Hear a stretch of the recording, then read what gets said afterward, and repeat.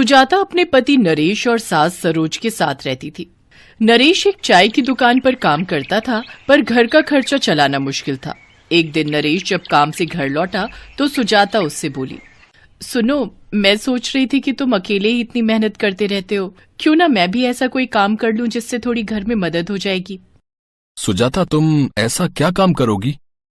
तुम तो जानते ही हो कि मुझे खेती करना आता है। हमारे घर के आंगन में थोड़ी जगह है। मैं सोच रही थी अगर मैं यहाँ ताजी भाजी उगा लूं तो बेचकर थोड़े पैसे आ जाएंगे। ठीक है सुजाता, अगर तुम्हारा मन है तो मैं तुम्हें मना नहीं करूंगा। तुम सब्जियां बेच लो, मुझे कोई परेशानी नहीं है।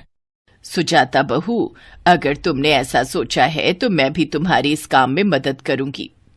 ठीक है माँ जी, तो फिर हम कल ही बाजार से बीज खरीद कर लाएंगे। मैं सोच रही थी माँ जी, हम अलग अलग तरह की सब्जी उगाएंगे। मेथी, पालक और साग का भी मौसम आ रहा है। उसके साथ साथ बहुत सारी बढ़िया बढ़िया सब्जी उगा लेंगे। ठीक है बहू, तुम्हारा इतना साहस देखकर मैं बहुत खुश हूँ। मैं जानती हूँ तुम्हारी मेहनत रंग लाएगी। अगले दिन सुजाता अपनी सास के साथ सब्जियों को उगाने के लिए बीज खरीद कर ले आती है और खूब मेहनत से सुजाता और सरोज दोनों मिलकर आंगन में तरह तरह की सब्जियों के बीज बो देती हैं। तभी पड़ोसन जानकी आ जाती है। अरे वाह, क्या बात है, आज तो दोनों सास बहू आंगन की सफाई कर रही हैं। अरे ये क्या, तुमने तो अपने घर के आंगन को पूरा खेत ही बना डाला। सब्जियां उगा रही हो, भाजी की दुकान खोलने का इरादा है क्या?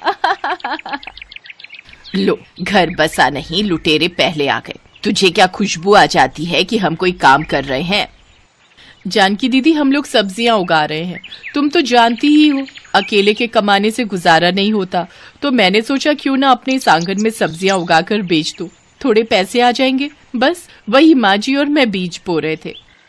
अच्छा, तो ये बात है। चलो ठीक है, तुम दोनों काम करो, मैं चलती हूँ। अरे बहू, तू इसे नहीं जानती है। ये जानकी बहुत चालाक है। इसका पति तो अच्छी खासी दुकान पर नौकरी करता है। बेचारा बहुत शरीफ है, पर इसकी तो वही गंदी आदत है, जो काम किसी को करता देख ले वो बिल्कुल वैसे करने लगती है। अब तुम देखना, हमने ये सब्जियां उगाई है ना, ये भी अपने आंगन में उगाएगी। कोई बात नहीं माँ जी, अब कर ही क्या सकते हैं। उगानी होंगी तो उगा लेगी, हम किसी को रोक तो नहीं सकते ना। पड़ोस में रहने वाली जानकी बहुत ही चालाक औरत थी। उसने भी अगले दिन अपने आंगन में सब्जियों के लिए बीज बो दिए। पर कहते हैं ना, जब तक कोई कार्य पूरी मेहनत से ना किया जाए उस कार्य का फल प्राप्त नहीं होता। और यही हुआ। जानकी ने देखा देखी काम तो शुरू कर लिया, पर वो सुजाता की तरह मेहनत से सब्जियां नहीं उगा पाई। माँ जी देखो, हमारे आंगन में कितनी बढ़िया मेथी, पालक, सरसों की खेती हुई है। हाँ बहू, ये तो बहुत ही हरी हरी साग सब्जियां उगाई हैं। माँ जी, मैं आज से ही सब्जियां बेचना शुरू कर देती हूँ। बहू कहे तो मैं बेच आऊं? नहीं माँ जी, आप इस उम्र में इतना काम थोड़ी करोगे। मेरे होते हुए आप चिंता मत करो, मैं सब संभाल लूंगी। मैं टोकरे में सब्जियां भर लेती हूँ। सुजाता टोकरी में साग सब्जी भर लेती है और गली गली घूमकर वो सब्जी बेचने लगती है। सब्जी ले लो, सब्जी, बढ़िया बढ़िया सब्जी, ताजी हरी सब्जी, पालक, मेथी, सरसों, बढ़िया साग सब्जी ले लो। आधा किलो मेथी, 1 किलो पालक और 1 किलो सरसों कर दो। अभी कर देती हूँ बहन जी। अरे ये तो सुजाता दिखाई दे रही है, ये तो बहुत ही बढ़िया सब्जी बेच रही है। मेरे तो सारे बीज खराब हो गए, एक पत्ता मेथी का नहीं उगा, और ये तो ढेरों साग बेच रही है। इसका तो कुछ करना होगा, नहीं तो ये कुछ ही दिनों में मेरे से ज्यादा अमीर हो जाएगी। जानकी के मन में ईर्ष्या की भावना आ गई। वो सुजाता को सब्जी बेचता देख नफरत से भर गई और एक दिन उसने चोरी छुपे सुजाता के बगीचे में जहरीली दवाई छिड़क दी। सुजाता ने देखा इस बार उसकी सारी सब्जियां खराब हो गई। पालक और मेथी में कीड़ा लग गया। माँ जी, ये कैसे हो सकता है? हमारी तो पालक मेथी बहुत अच्छी उगती है, पर इस बार तो इसमें कीड़ा लग गया है। देखो माँ जी, सारा साग खराब हो गया, अब हम क्या बेचेंगे? कोई बात नहीं बहू, एक बार दोबारा बीज फैला दो, कुछ दिनों में दोबारा सब्जियां उगाएंगी, तब तक तुम जो ये सब्जियां हैं इन्हें बेच लो। हाँ, वही करती हूँ, कुछ दिनों का तो इंतजार करना ही होगा। बड़ी मुश्किल से सुजाता ने थोड़े बहुत पैसे जोड़ने शुरू किए थे, तो यहाँ पर जानकी ने अपना रूप दिखा दिया। सुजाता ने थोड़ी बहुत बची हुई सब्जियां बेच दी अब जो पैसे जुड़े हुए थे वो रोज खर्च होने लगे, क्योंकि फिर से सब्जियां उगाने में कुछ दिनों का इंतजार करना पड़ रहा था। क्या हुआ सुजाता, तुम्हारा मन ठीक नहीं है? कुछ नहीं, सोचा था इस बार अच्छी साग सब्जी उगी है तो वो बेचकर पैसे अच्छे इकट्ठे हो जाएंगे, तो थोड़ा घर भी पक्का करवा लूंगी। तीज त्योहार भी आ रहे हैं, पर सारी साग सब्जी खराब हो गई थी, जिसे पैदा होने में इस महीने समय लग जाएगा। कोई बात नहीं सुजाता, तब तक तो मुझे भी पैसे मिल जाएंगे। मैं देख रहा हूँ तुम बहुत मेहनत कर रही हो, पर तुम्हारी सब्जियां खराब कैसे हो गई भाई? तुमने तो बहुत बढ़िया बीज जमीन में बोए थे। हो सकता है वैसे ही कीड़ा लग गया हो। अब दोबारा मैंने बीज बोए हैं। थोड़ी मेथी पालक सरसों उगनी शुरू तो हुई है, कुछ दिन और लग जाएंगे, तब तक मुझे इंतजार करना ही होगा। अभी तो सब्जियां भी खत्म हो गई हैं, तो मैं वो भी नहीं बेचने जा सकती। बड़ी मुश्किल से गरीब सुजाता ने सब्जियां बेचने का काम शुरू किया और बीच में जानकी ने अड़ंगा डाल दिया। जानकी मन ही मन बहुत खुश हो रही थी। क्या बात है जानकी, आज तो तुम बहुत खुश नजर आ रही हो। अरे बात ही कुछ ऐसी है, तुम्हें पता है। जानकी अपने पति मनोज को सारी बात बताती है। जानकी की बात सुनकर मनोज उस समय चुप हो जाता है, पर उसे अपनी पत्नी का यह व्यवहार अच्छा नहीं लगता। वो शाम के समय सुजाता के घर पहुंचता है। माताजी, सुजाता बहन, जानकी की तरफ से मैं आप सबसे माफी मांगता हूँ। मैं खुद चाहता हूँ कि जानकी सीधे रास्ते पर आ जाए, वो नफरत की राह पर चल रही है।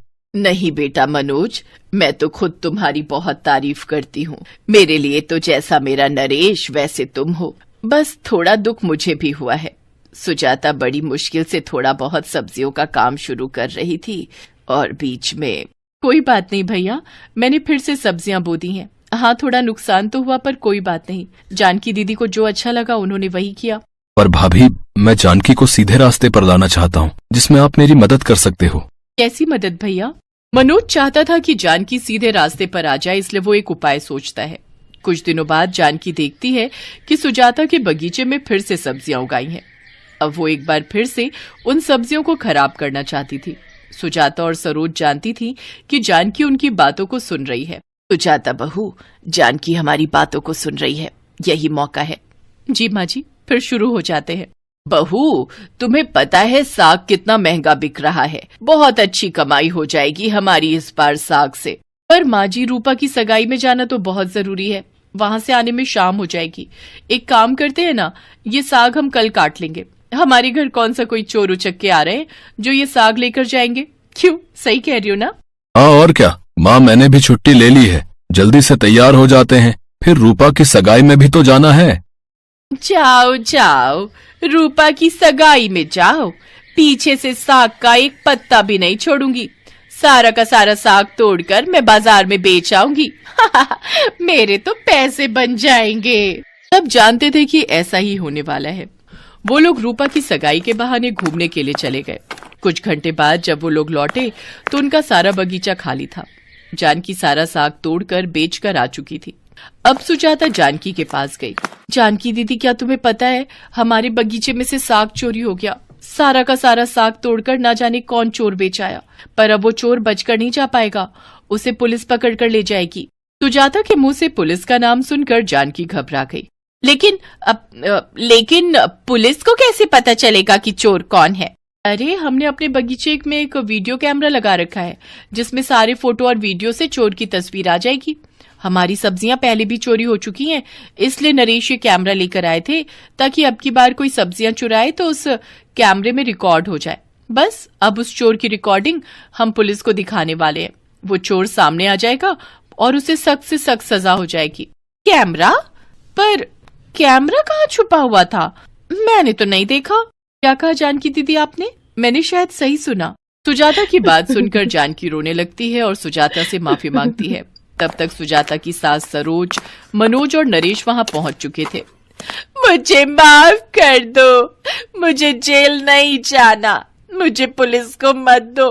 तुम्हारी सारी सब्जियां मैंने ही चुराई है, और उस दिन दवाई, मतलब तुम्हारी पहले जो सब्जियां और साग खराब हुआ था, उस पर मैंने ही दवाई छिड़की थी, ताकि तुम पैसे कमाकर अमीर ना बन जाओ। सुनो जी, इनको बोलो ना मुझे पुलिस में ना पकड़वाएं। मैं कुछ नहीं कर सकता जानकी, गलती तुम्हारी है, तुमने गलती की है। अब उसकी सजा देना न देना वो उनके हाथ में है, क्योंकि तुम्हारी गलती से इनका नुकसान हुआ है। मुझे माफ कर दो सुजाता। माता जी, अब मैं ऐसी गलती कभी नहीं करूंगी। ठीक है, जाओ, माफ किया, लेकिन खबरदार अगर आज के बाद सब्जियों को खराब किया। डरो नहीं जानकी दीदी, हम सब तुम्हें सिर्फ डरा रहे थे। तुम्हें कोई पुलिस नहीं पकड़ेगी। तुमने अपनी गलती की माफी मांग ली, बस हमारे लिए यही बहुत है। जानकी को सबक मिल जाता है और वो सीधे रास्ते पर आ जाती है। सुजाता फिर से सब्जियां बेचने लगी। अब उसे भरोसा था कि उसे जानकी से कोई खतरा नहीं है। मनोज ने भी इंसानियत का फर्ज निभाया और उसने उस गरीब परिवार का नुकसान बार बार होने से बचा लिया। उम्मीद है कि आपको हमारी ये कहानी पसंद आई होगी। कृपया हमारे चैनल को सब्सक्राइब करें और सभी अपडेट्स के लिए बेल आइकन जरूर क्लिक करें। और हाँ, वीडियो लाइक और शेयर करना मत भूलिएगा। Bye bye.